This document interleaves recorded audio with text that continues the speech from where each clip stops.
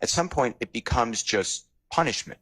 The whole point of civil contempt is to coerce the person to do the act. Right. And at some point they're not doing the act. Yeah. Otherwise, according to Ms. Love, I mean, really, according to Ms. Love's reading, we could just hold them until it's 50. What I want to know from you is, when we have the jury back on Monday and you're still under subpoena, so you're still obligated to come, and I'm asking you now, when they're like, all right, we're calling Kenneth Copeland, are you going to say, okay, ask me what you want to ask me, I'll tell you whatever I'm going to tell you? Or are you going to say, nope, I don't care if you throw me in jail, I'm not saying a word? And we are back. Today saw the return of Woody back to the witness stand twice, y'all. But he didn't give the kind of testimony that we're all anticipating. He gave us a little taste. He gave us a little preview, but he didn't give us the full helping of testimony that we're waiting for. Instead, what we saw today was a lot of chess moves on both the defense and the prosecution side. The first chess move that attorney, DA, lawyer Love had to move is, hey, Judge, would you please not take me off this case? So here we're going to see some lawyer Love. We're going to see a little bit of her more or less pleading not to be taken off the case. One other thing I want you to keep in mind as you watch this video, this is a nice long one, y'all. It's another video where you want to kick your feet up. You want to sit back, relax, and chill and watch this. Just watch and keep in mind how before lawyer Love and lawyer Hilton, they were assuring Woody, we don't want you in jail, Woody. We don't want you in jail. Watch as this video develops, especially some of the later parts, how fervently lawyer Love argues we should be able to keep Woody in jail until the end of time. So let's get into it. Whether an attorney for one party violated the professional rules when it contacted another party's board members and employees. And if true, that was something that the trial court could consider in a motion to disqualify.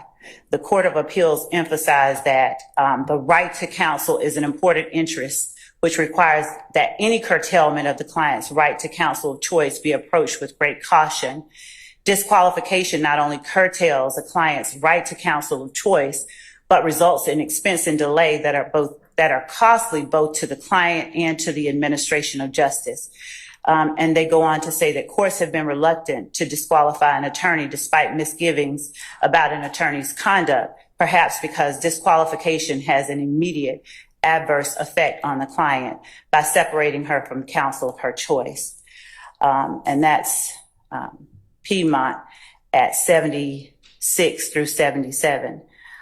Finally, the court held that a party did not have standing to base a motion to disqualify an attorney, to file a motion to disqualify an attorney based on a conflict of interest violation that did not involve that party.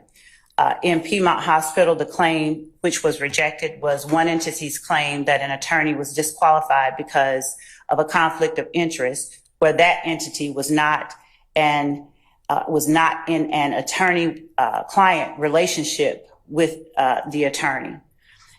Here, Your Honor, the state did not violate the professional rules of ethics. We didn't violate Rule 4.2A regarding communication with an unrepresented person.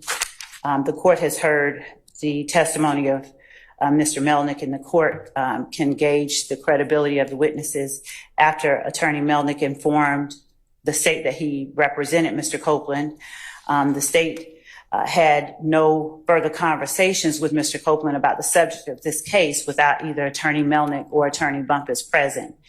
And in its response to Mr. Melnick's email, the state agreed it wouldn't communicate with Copeland further, but noted that we had arranged for transportation and that an investigator would pick Mr. Copeland up the following morning for his court appearance. So that interaction was to bring Mr. Copeland to court as we had previously planned. For the reasons that we've stated in our prior filings, the hearings in chamber were proper. And even assuming arguendo that the court concludes otherwise, the state acted in good faith based on its understanding of the law.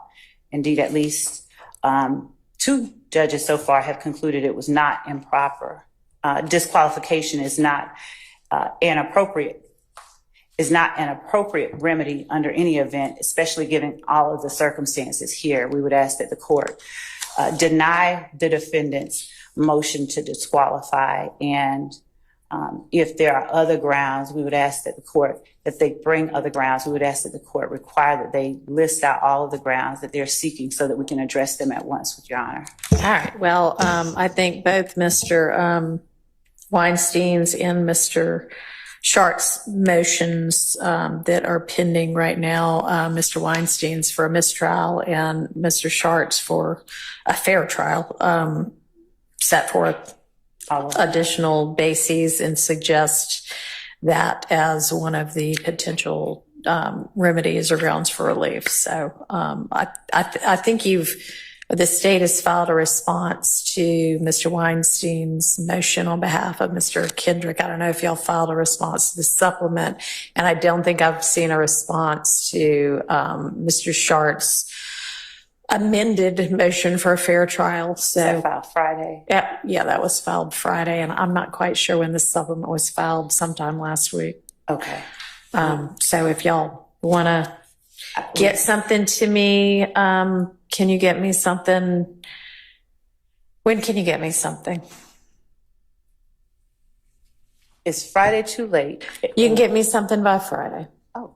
After DA Love finished pleading not to be taken off the case, y'all, the next thing that happened is the court took up the testimony, the matter of Woody Copeland. Now, this has turned out to be a major point in the case because the judge actually found that the state had given, and this is the state including Glanville apparently, had given Woody improper legal advice as it relates to how long he could be held in jail, as it relates to his immunity, and as it relates to the statute of limitation regarding any crimes he may have committed.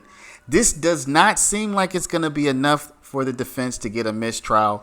This judge seems like she wants to plow forward with this, but she does look like she wants to correct the record. She wants to correct Woody's knowledge, and she wants everything to be copacetic going forward. All right. So it's my understanding that everybody has joined in the position that Mr. Copeland's testimony was coerced based on what occurred during the June 10th ex parte. So, and yet I know at least some of you want that testimony and said that yesterday. So are you waiving the issue of its potential coercion? And good morning again, Your Honor. I am not waiving that All right. issue. So then how do we handle that? I thought it's two-state. I was answering your question. If Mr. Copeland's resumes testimony, then my understanding of the rule is, or the law, is the way that the court announced, and I think all parties understand it, that once that motion by the Honorable Douglas Weinstein was filed on the 12th, everything thereafter is excluded, and we redo it. And that's what we, Mr. Atkins sent an email last night. That's what 3 of us responded to.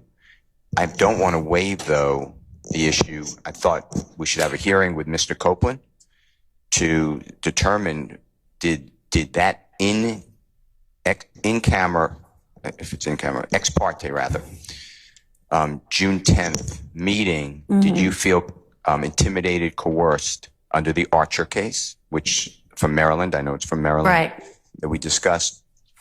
And if yes, we were going to ask you then, if a witness was intimidated, that he should not have to testify. He could choose what he wants to do, and then we would strike everything he said. Okay, well then let's go ahead and find that out. I mean, can you get him here so that we can explore that issue? Because here's the thing is that, yeah, if everything after June 10th, whether the recusal motion was filed or not, that's kind of a separate issue from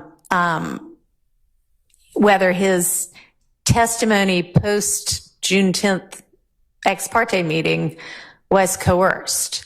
And if it was coerced, then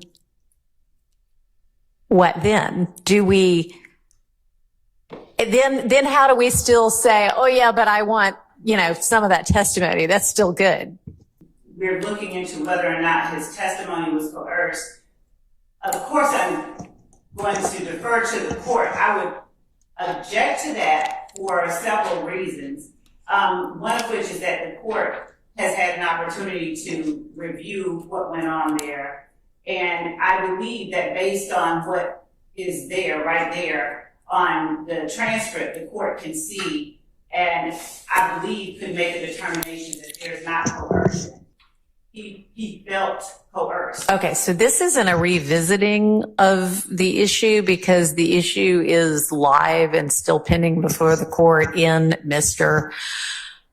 Kendrick's motion and supplemental motion for mistrial and in Mr. Shart's, on Mr. Stillwell's behalf, revised motion for a fair trial. That's a big claim in both of those motions. And I mean, I just gave you to Friday to respond to them, but, and yeah, I think that on the record, it's a legal determination to be made. We don't necessarily need to hear from Mr. Copeland because I'm not sure about Mr. Copeland's credibility on anything anyway, but his motion for a fair trial. That's a big claim in both of those motions. And I mean, I just gave you to Friday to respond to them, but, and yeah, I think that on the record, it's a legal determination to be made. We don't necessarily need to hear from Mr. Copeland because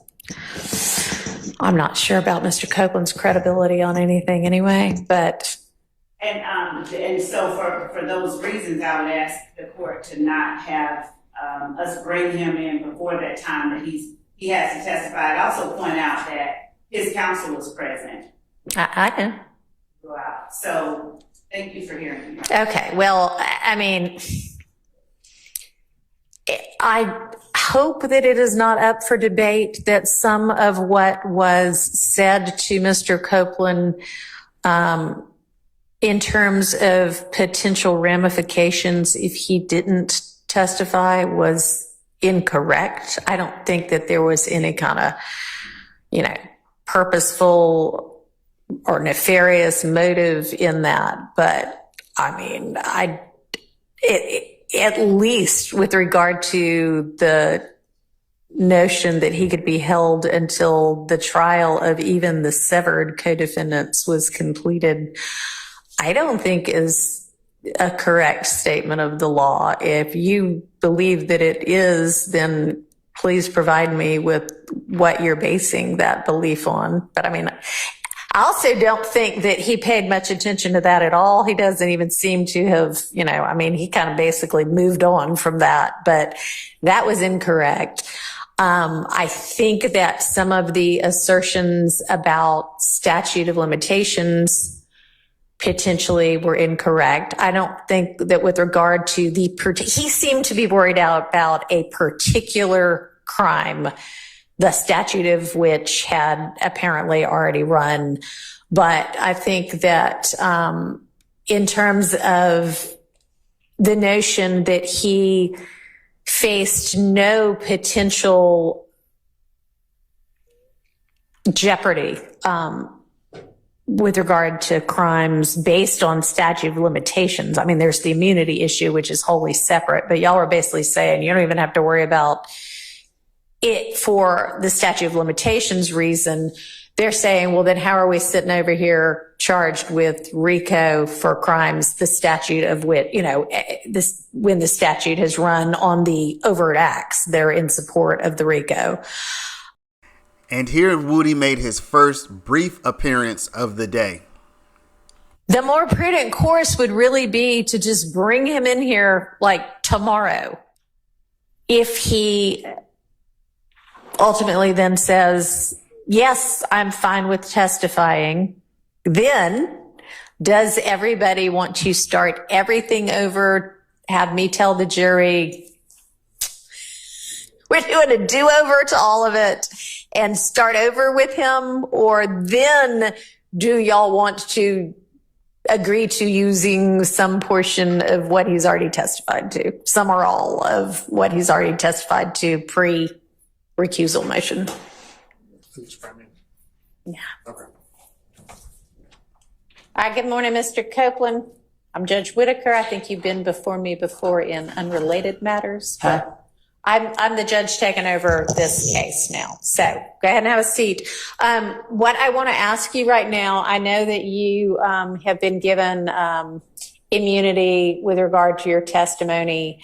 And there had been, at some point, you didn't want to testify. At some point, you did want to testify. The first question I have for you. I never wanted to testify. Okay. The first, well, right. Want to is maybe the wrong term. But my question for you right now is, do you have an attorney at all? I don't know. You don't know whether you have an attorney. I would think that would be a no then if you don't know whether. I was talking to Melanie, but.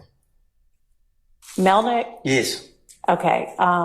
Didn't he ask to be relieved as your attorney, and did you sign something saying that's okay, you can get out of this? I don't. You don't remember? Okay. Does anybody know whether that actually occurred?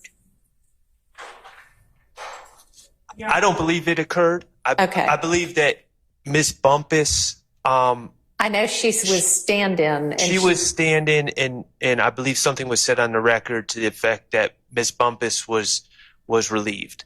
But yeah, I know she was. There was nothing about Mr. Melnick to my knowledge. Okay. Maybe There was, Miss Bumpus actually said yesterday, I believe, during her testimony, that Mr. Melnick had directed her to tell Mr. Copeland that he could either exercise his, well, choose not to testify. Right.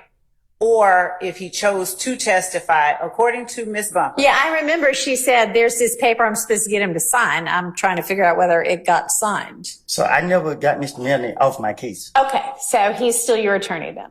I guess. Okay, all right. Well, then that's the answer we've got for that. All right, so I'm going to try to get a hold of Mr. Melnick and see if he can be here with us this afternoon, because some of what I suspect you recall when you were brought into Judge Glanville's chambers with Ms. Bumpus and a couple of the people from the state. And there was a discussion that Ms. Bumpus and Ms. Hilton and Judge Glanville had with you. You asked some questions. They gave you some information. Some of that information was not actually factually correct.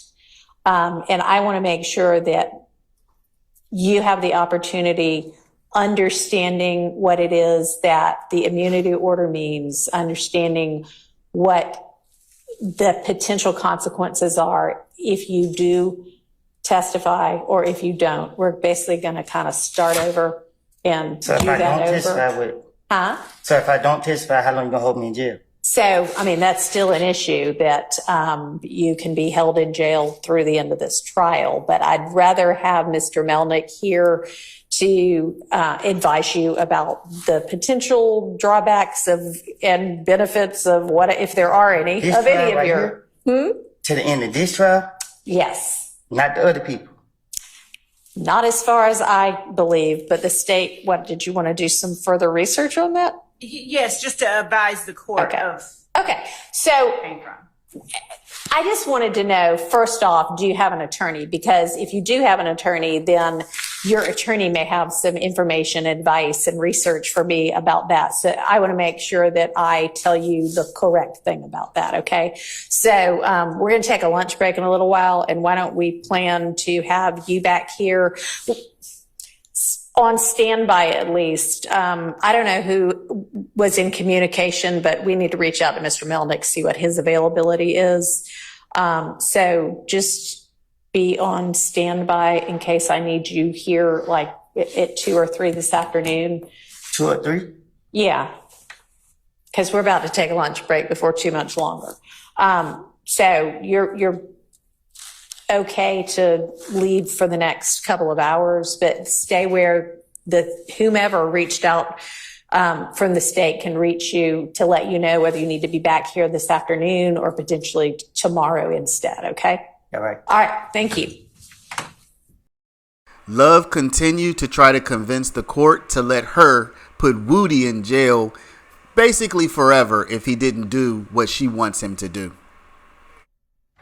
24-5507 says, if a person refuses to testify after being granted immunity from prosecution and after being ordered to testify as set forth in this code section, such a person may be adjudged in contempt and committed to the county jail until such time as such person purges himself or herself of contempt by testifying as ordered without regard to the expiration of the grand jury. I don't know why it only references the grand jury and not a petite jury, because the top portion of the statute in section A refers to both. And it talks about the fact that if you're needed in a criminal proceeding before a court or a grand jury, if your testimony is deemed by the district attorney necessary to the public interest, then the DA may ask the court to compel that person to testify. In any event, the last line, which says that if the grand jury before which such person was ordered to testify has been dissolved, such person may purge himself or herself by testifying before the court. I don't have the reason that they refer to the grand jury and don't reference a trial jury. But given the fact that the statute itself refers to them almost interchangeably in section A, when they say if you're either brought before the grand jury or a criminal proceeding. And so the fact that even after the grand jury is dissolved, the court can keep you there until you purge yourself of the contempt by giving the court testimony. The extrapolation that I made was you can be kept until you purge yourself of the contempt by testifying, because you don't have a right to assert your Fifth Amendment privilege. Right. So one thing I would wonder about with regard to that argument is it's sort of a kind of basic canon of statutory construction that if certain language is used in a part of a statute and then it is not used in another part, that there's a reason that it's not used, that there's some significance to at one point saying before a court or grand jury, because they clearly knew they could use different language. So the fact that they didn't include it all in the second part, there might be a reason for it. But the defense wasn't buying it, and neither was Judge Whitaker. But we don't just hold people, because it becomes, and there's other case I can send you, at some point it becomes just punishment. The whole point of civil contempt is to coerce the person to do the act. Right. And at some point they're not doing the act. Yeah. Otherwise, according to Ms. Love, I mean, really, according to Ms. Love's reading, we could just hold them until it's 50 years later. Yeah. Yeah. I mean, which can't be the law.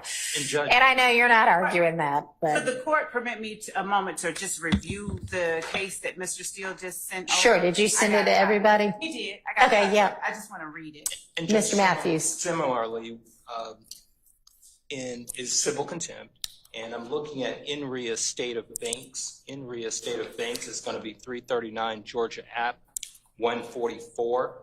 It says under Georgia law, when the trial court orders incarceration for an indefinite period until the performance of a specified act, the contempt is civil. A trial court, however, may not continue incarceration for civil contempt when the respondent lacks the ability to purge themselves. Imprisonment under civil sanctions is always conditional, and a party found in contempt may apply for release at any time upon a showing of inability to comply. The moment it appears that there is inability, it would clearly be the duty of the judge to discharge the party, because the purpose of civil contempt is to provide a remedy and to obtain compliance with the trial court's orders. The justification for imprisonment is lost when the compliance is impossible. Thank you. I think you have hit on the exact case we needed. So that answers the question for me. You can look all you want, Miss Love, but I think that pretty clearly answers the question. Logically speaking, that was kind of what I was feeling anyway, but now we got case law to back it up. Good deal. All right. So. But Love still would not give up on trying to hold Woody in jail forever. I mean, this lady would not give up on this until the judge just put her foot down and said, look, enough. Find out what he's intending at this point. John, I inquired the court regarding the court's earlier statements about the case that Mr. Matthew cited. When it talks about an impossibility, is the court's understanding of that after the trial is over, after this particular portion of this indictment is over, it's no longer possible to purge oneself? It would no longer be you've said I'd have to have your motion in order in front of you, but as I understand the motion in order at this point, we need his testimony for this trial. Now, you may also need his testimony for some other future trial of some indictee in this indictment. I would think you would need to seek and secure another order. I don't have it in front of me. I can look again, but that's my read on this. I mean, you may never try another person. We don't know that. So how can it not be that, as far as we know, he's no longer able to purge once this trial is over? Theoretically, given Part B of that statute, would he not? I've made my decision and I get it, but I don't think that, I just don't think that supports your argument. So I think unless and until you can bring me more law, I'm done with it might mean to this part of it. Okay. Finally, once they got Melnick on the line for him to confirm whether or not he's Woody's lawyer, and they confirmed that Woody was still standing by, ready to take the stand and to attest to whether he planned to testify or not, Woody finally came back. But today wasn't really a testimony day. He was just really meant to say whether he was going to testify or not, and if he understood the immunity, etc., etc. So this was really kind of the end of what everybody's been waiting for. So take a look at this. Like, comment, subscribe. What do y'all think is going to happen? What do you think about today? And again, thanks for watching. Find out what he wants to do. And I would like for him to be counseled. And I just had him in here a couple of hours ago and asked him if he had an attorney. And he seems to think that you are his attorney still. And so I'm checking in with you to find out whether that is the fact, either still or again. Whether you're going to be representing him, because I'm looking for somebody to just ensure that he is properly advised of what the immunity order means, what he could face contempt-wise, what perjury means, what inconsistent statement means, the typical things you would want to advise your client who's going to be a witness in a criminal case. Sure. So I've talked to him about all that stuff. Okay. And so are you his attorney currently? I am his attorney. Yes. Okay. See you later.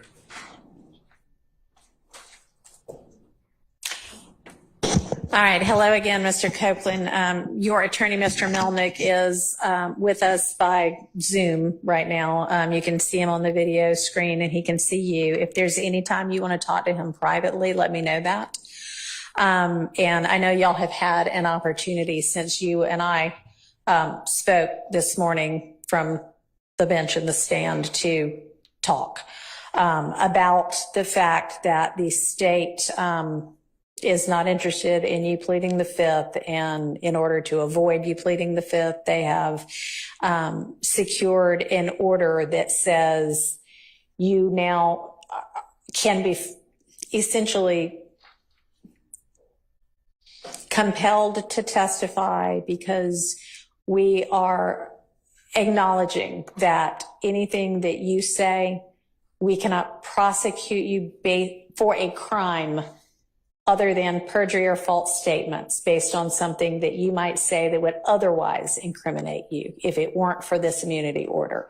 And if knowing that you still choose not to testify, the court can and will hold you in contempt. And what happens in that event is that you go to jail. And the length of time that you could be held in jail for, if you don't change your mind and say, okay, I guess I will take the stand, is through the end of this trial. I don't know how long it's going to last. I think previous projections had been February or March of next year.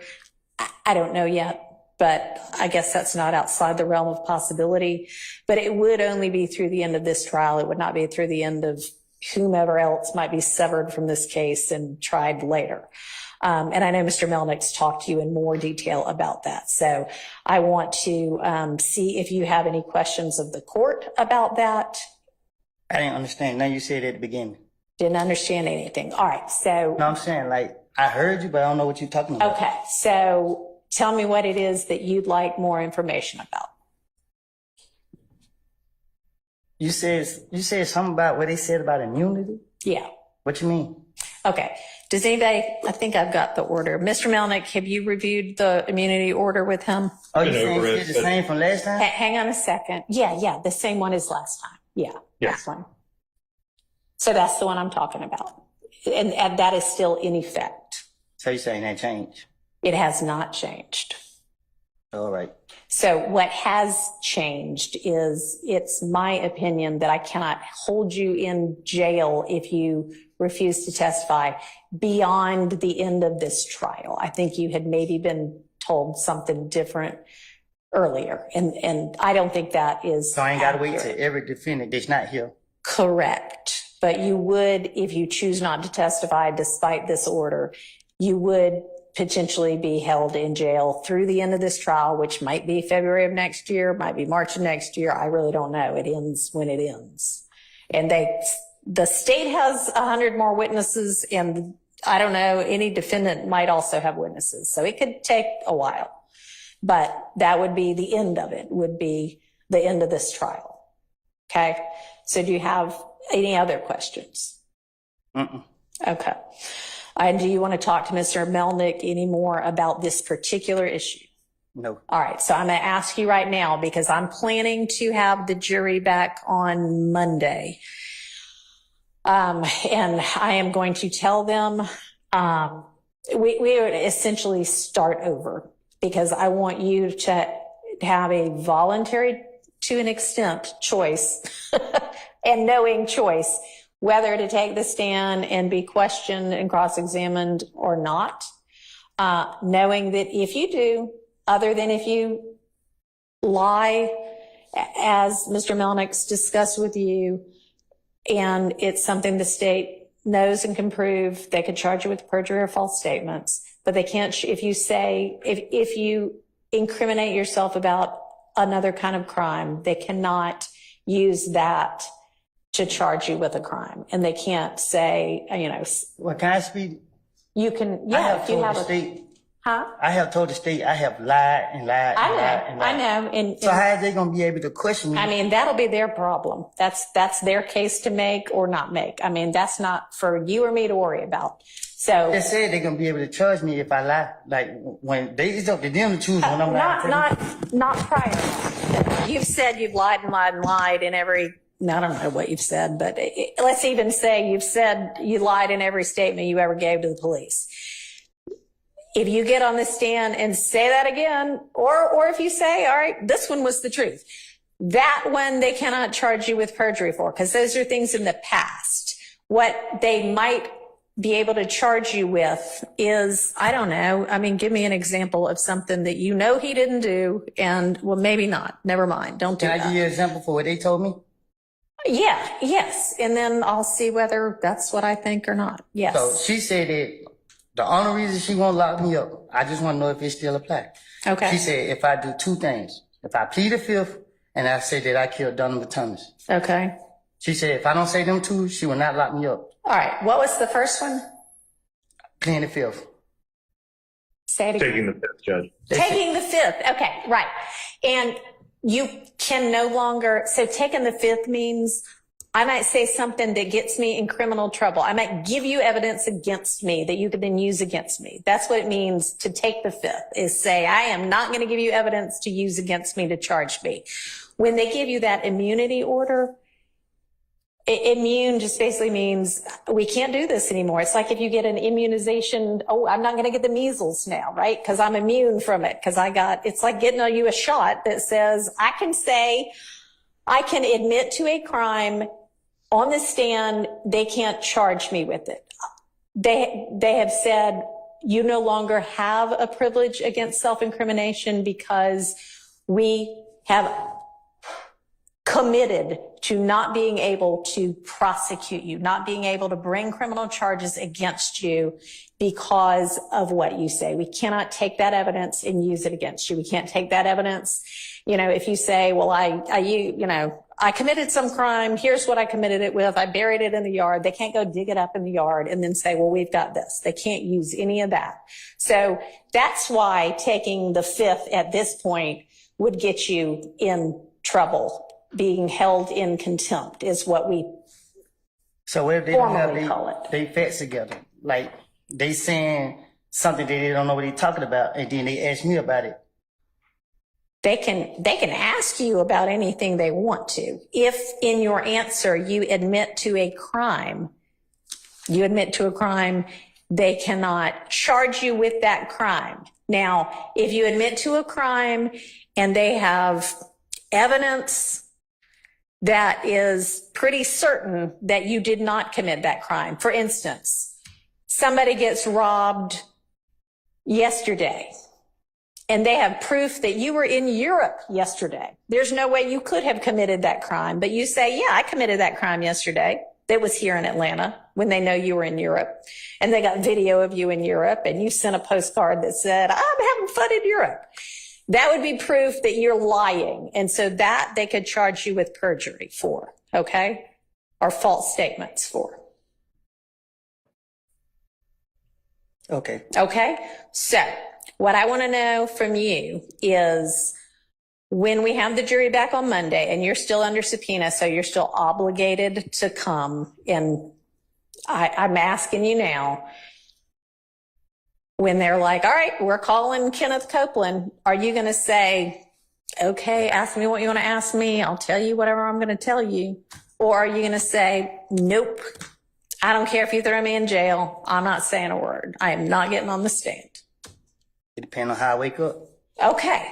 All right. Well, then we will just revisit it on Monday morning. So plan to be here at 8:45 on Monday morning. You're free to go for now.